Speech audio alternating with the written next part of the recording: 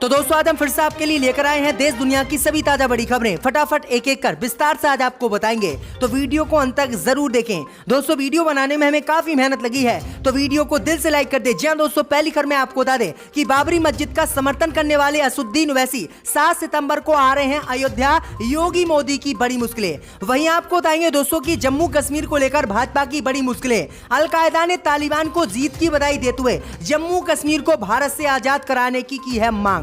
वहीं आपको बताएंगे दोस्तों कि उत्तर प्रदेश में 5000 सरकारी मदरसे बंद करना योगी को पड़ा भारी। इलाहाबाद हाई कोर्ट ने योगी के फैसले पर लगाई रोक, 5 दिन के अंदर मांगा है इसी पर जवाब। वहीं आपको बताएंगे दोस्तों कि हरियाणा में किसानों का सर फोड़ने के आदेश देने वाले एसडीएम का हुआ तबादला, सरकार ने बताया अतिरिक्त सचिव। वहीं आपको बताएंगे दोस्तों कि मध्य प्रदेश के इंदौर में चूड़ी बेचने वाले मुस्लिम सख्त तस्लीम को कोर्ट से नहीं मिली जमानत, छेड़छाड़ के आरोप में भेज दिया भाजपा ने जेल। वहीं आपको बताएंगे दोस्तों कि सुप्रीम कोर्ट के जज बोबड़े ने आरएसएस प्रमुख मोहन भागवत से नागपुर में की मुलाकात। लोग बोले ये सब है बीजेपी और आरएसएस के दलाल। तो सभी खबरों को आपको बताने वाले हैं दोस्तों, वीडियो को लाइक कर दें।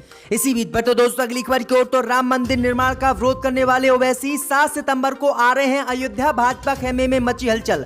जी दोस्तों आपको बता दें ये बड़ी खबर सामने निकल कर आई दोस्तों कि बाबरी मस्जिद का समर्थन कर राम मंदिर का विरोध करने वाले असदुद्दीन ओवैसी अब उत्तर प्रदेश के अयोध्या से अपने चुनावी अभियान की शुरुआत करने वाले हैं और 3 दिन के लिए असदुद्दीन ओवैसी अयोध्या आ रहे हैं, जिसके बाद भाजपा खेमे में हलचल मच गई है। दरअसल आपको बता दें कि असदुद्दीन ओवैसी 7 सितंबर को अयोध्या आएंगे। यहां पर रुलौदी कस्बे में दलितों के सम्मेलन को संबोधित करेंगे। इसके बाद 8 सितंबर को असदुद्दीन ओवैसी सुल्तानपुर में एक जनसभा को संबोधित करेंगे और आखिरी दिन एआईएमएम चीफ बाराबंकी जाएंगे। यहां पर वह अपनी अंतिम सभा को संबोधित करेंगे। मैं आपको बता दें कि असदुद्दीन ओवैसी के अयोध्या से चुनावी अभियान शुरू करने के बाद भाजपा सहित अन्य हिंदू संगठनों ने ओवैसी पर हमला बोला है और कहा है कि अब चुनाव आते ही ओवैसी को भी राम याद आने लगे हैं। दरअसल आपको बता दें कि असदुद्दीन ओवैसी ने उत्तर प्रदेश में 100 विधानसभा सीटों पर अकेले ही चुनाव लड़ने का ऐलान किया, जिसके बाद ओवैसी अब दूसरी बार जो है उत्तर प्रदेश आ रहे हैं। आपकी क्या राय है दोस्तों, कमेंट में हमें जरूर बताएं।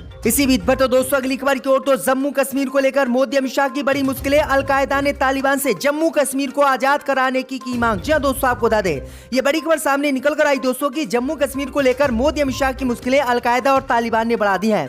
दरअसल आपको बता दें कि अफगानिस्तान में तालिबान की जीत पर अलकायदा ने मंगलवार को बधाई दी। बधाई संदेश में अलकायदा ने तालिबान से जम्मू कश्मीर को आजाद कराने की मांग कर दी है, जिसके बाद मोदी अमित शाह की मुश्किलें बढ़ गई हैं। दरअसल आपको बता दें कि इस ऐलान के बाद अब मोदी सरकार के माथे पर चिंता की लकीरें खिंच गई हैं और कभी भी तालिबान और अलकायदा के आतंकी मिलकर कश्मीर पर हमला कर सकते हैं। और इसी को लेकर पाकिस्तान के एक मंत्री ने भी बयान दिया था और कहा था कि तालिबान जम्मू कश्मीर को आजाद कराकर पाकिस्तान को देगा। इसके बाद मोदी सरकार सदमे में है कि करे तो करे क्या। तो ये बड़ी अपडेट आई दोस्तों कि तालिबान अब जम्मू कश्मीर पर हमला कर सकता है। इसी बीच तो दोस्तों अगली खबर की ओर, तो मध्य प्रदेश में चूड़ी वाले तस्लीम को कोर्ट से नहीं मिली जमानत, छेड़छाड़ के आरोप में भेजा गया जेल।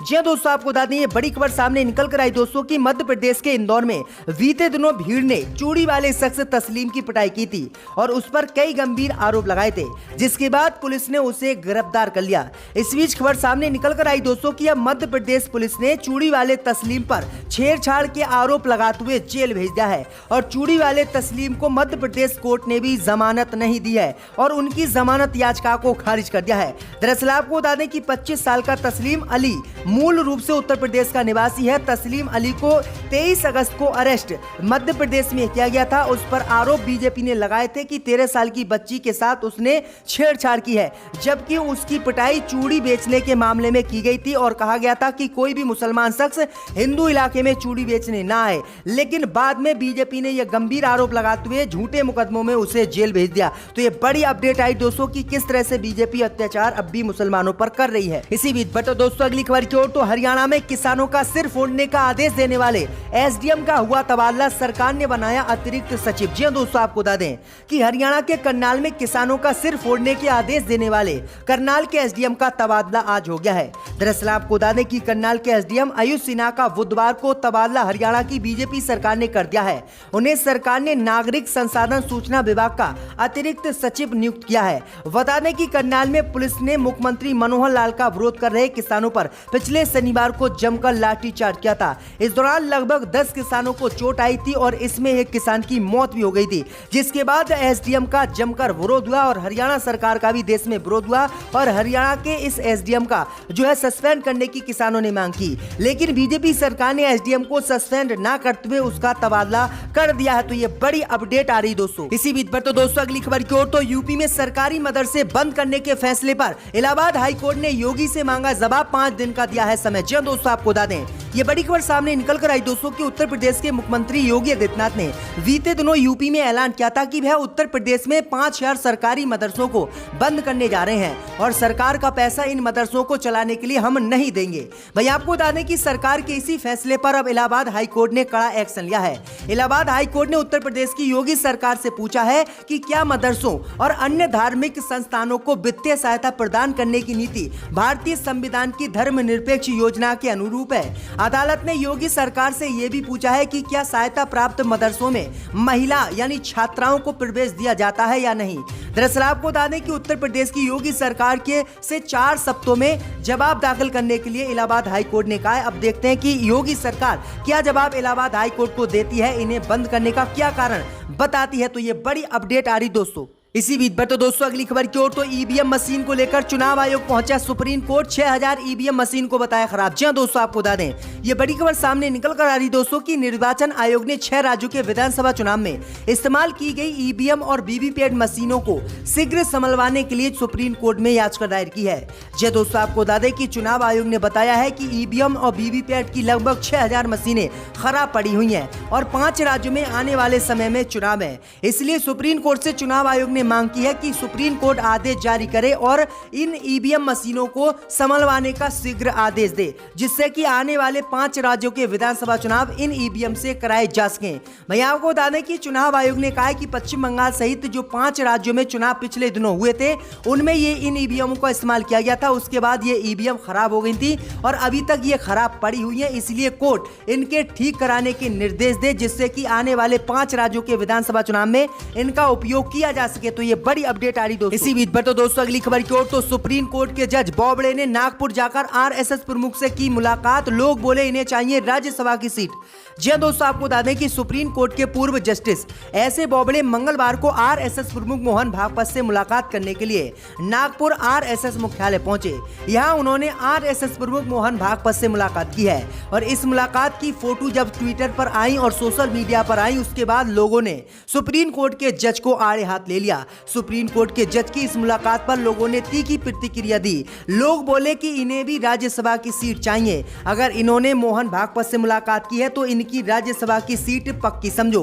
एक ट्विटर अकाउंट ने ट्वीट करते हुए कहा है कि इतिहास में पहली बार ऐसा हुआ है जब आरएसएस के किसी बड़े नेता से सुप्रीम कोर्ट के जज ने मुलाकात की है और लोग कह रहे हैं कि आखिरकार जब ये लोग इस तरह से इनसे मिलेंगे तो क्या निष्पक्ष जो है कोर्ट फैसला सुना पाएगा। तो ये बड़ी अपडेट आई दोस्तों कि बुरी तरह से आरएसएस प्रमुख से मुलाकात करके सुप्रीम कोर्ट के जज एस.ए. बोबड़े फंस गए हैं। इसी बीच पर तो दोस्तों अगली खबर की ओर, तो मुसलमानों के खिलाफ विवादित बयान देने वाले नरसिम्हानंद सरस्वती की बड़ी मुश्किलें, यूपी में 3 एफआईआर हुई दर्ज। जी दोस्तों, आपको बता दें कि उत्तर प्रदेश के गाजियाबाद के डासना देवी मंदिर के महंत नरसिम्हानंद की मुश्किलें बढ़ गई हैं। मंदिर में बैठकर भाजपा महिलाओं के खिलाफ अलग अलग वीडियो में आपत्तिजनक बात और टिप्पणी करने को लेकर नरसिम्हानंद सरस्वती के खिलाफ मसूरी थाने में 2 केस दर्ज किए गए हैं।